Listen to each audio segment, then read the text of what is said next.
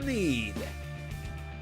Welcome back to Tech Garage, presented by rockauto.com. Well, today's video question ties right into our boat trailer. It has something to do with a short. Let's take a look at it. Hey John, my brake fuse keeps blowing. I replaced it, and after a while it blew again. I was told to replace it with a bigger one, but I don't think that's a good idea. Could y'all help me figure out what's making it blow?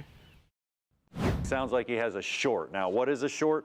A short is bypassing the load with the electrons. They're going to run so fast to either ground or either to power, either one. You can have a short to power, short to ground, that it's going to bypass. It's going to get hot, and it's going to get so hot it's going to blow that fuse, and we can simulate what's going on right here.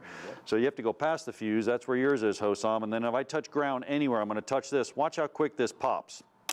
That's it. That fuse is gone. That's gone. For sure, that one's done. Yep. So now what you need to do is just go out there and get a short finder, man. It's a little circuit breaker. They're pretty inexpensive. And what that's going to do, it's going to take the place of the fuse. So be careful. Make sure they don't touch. Get that in both sides there, that they're not touching, because then you're just creating the circuit.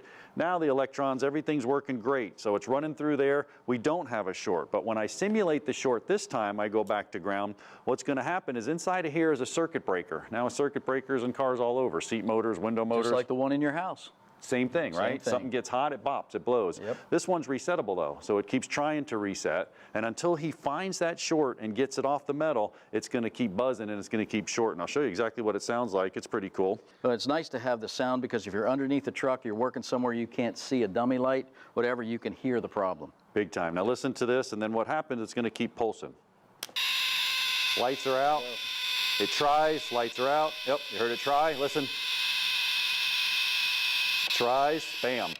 Keeps trying to light them, it can't light them. So it's going to continue to do that till you go around, isolate that circuit, go to your service manual, find what's on that circuit, or it could just be the boat trailer. Yeah, it could be. And so what you want to do is detach the truck, decouple the truck from the boat trailer, run this test on just the truck. If you don't have a problem, the problem is in the wiring harness of the trailer. Now, speaking of boat trailer, when I push the brake pedals, bam, there they were. Yep. When I turn the turn signals, bam, left turn signal, right turn signal, and then the really cool part, boom, I had that light. So it looked good, man. Really good. Awesome job. But Hosam definitely hit it right when he said don't put a bigger fuse in, because I can show you what's going to happen here. Great question to ask. You don't want this happening on your truck. Yep, this is a smaller wire instead of like a big fuse. If I burn that,